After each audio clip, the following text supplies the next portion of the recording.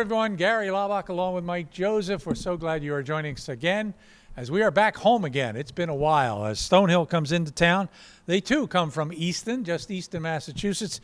They've got themselves a 282-mile ride down here to get to the other Easton. Should be an interesting ballgame because we have never played Stonehill before. But let's take a look back at the Colgate game. You know, Mike, we've had so many games this year where we could have won that game and didn't. Yep. This is a ball game where we could have lost and didn't.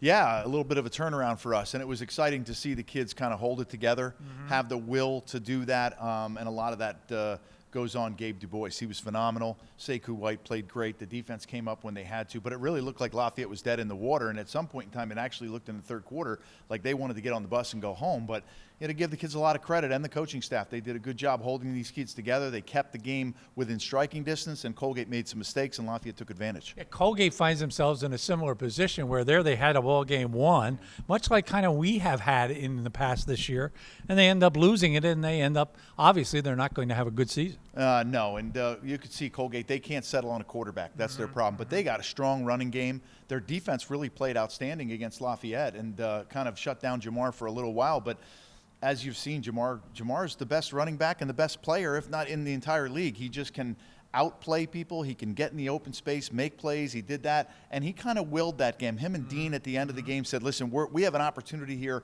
We're going to take it in, and then the defense came up big. Yeah, it becomes obvious. Jamar now 15 games overall, over 100 yards rushing. That's pretty amazing. He's got 28 touchdowns, so he's sixth on the list in both those categories now for career numbers. Mike, it seems obvious to me, and you know, I'll use your judgment, but we have certainly relied totally now, it appears, on Jamar. The running game is where we're going to either make it or not make it. Yeah, and I think that's kind of become apparent, and it's become apparent to a lot of teams. They're going to stack up against the run, and you have to stop Jamar Curtis, and you have to stop Troy Bruce. Troy slowed down a little bit. I think Troy might be nicked up a little bit, and even Jamar's nicked up, but you have to stop Jamar Curtis. You have to keep him contained, and containing him is maybe 75 yards.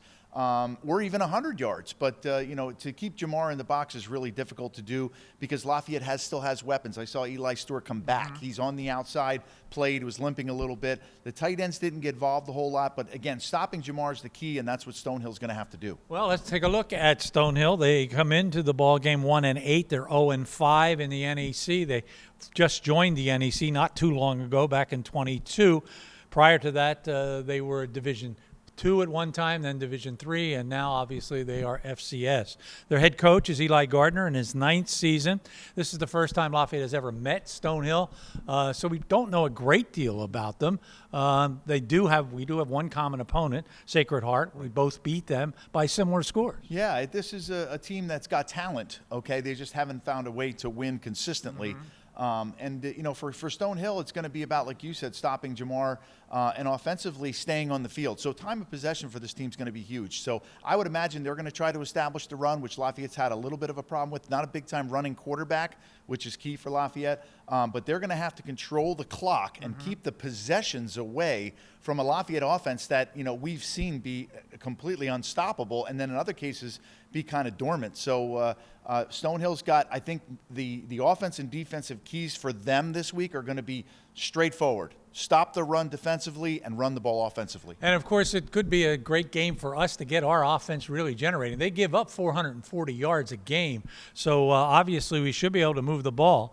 260 yards on the ground. No, 127 on the ground. They give up 134 is what they get. So they're obviously struggling a little bit offensively. They have a backup quarterback. Asher Karaha got hurt in the LIU game. Their backup is Jack O'Connell. He's been okay, 53% of his passes, and he's got some good receivers. Brigham Dunphy is a very good receiver. Cody Ruff, it's pretty good. And then they run with Jarrell Washington. He's not bad. Yeah, they have a pretty potent offense. It's just they need, like I said, need to stay on the field. They don't convert on third down. That's the big deal. I mean, they're converting at about 34, 35% of the time. You need to be better than that. Lafayette is in the 40s, so they're staying on the field more often. But this is an offensive line that may struggle against our defensive line. This is a chance, like you just said, to get healthy with stats. The defensive linemen have to come after it. This has got to be a front seven game for Lafayette where they Stonehill, not allow them to run the football, make them one-dimensional, and then defensively get some turnovers. No question about it. We need some confidence building going into Lehigh.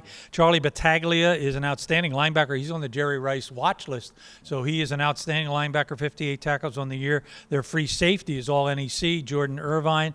He's got 64 tackles, number 2 in the Northeast Conference. The key, I think, to this ball game is, as we mentioned, to get healthy and to get mentally healthier, because I think right now our team probably mentally is a little bit down. Yeah, I don't think Lafayette, again, we say it every week, hasn't played all 3 phases. They need to be going on all cylinders this time next week, again. And the thing is, you can't look past this game to get to that Lehigh game, because Lehigh could possibly and should be playing for a league championship next week.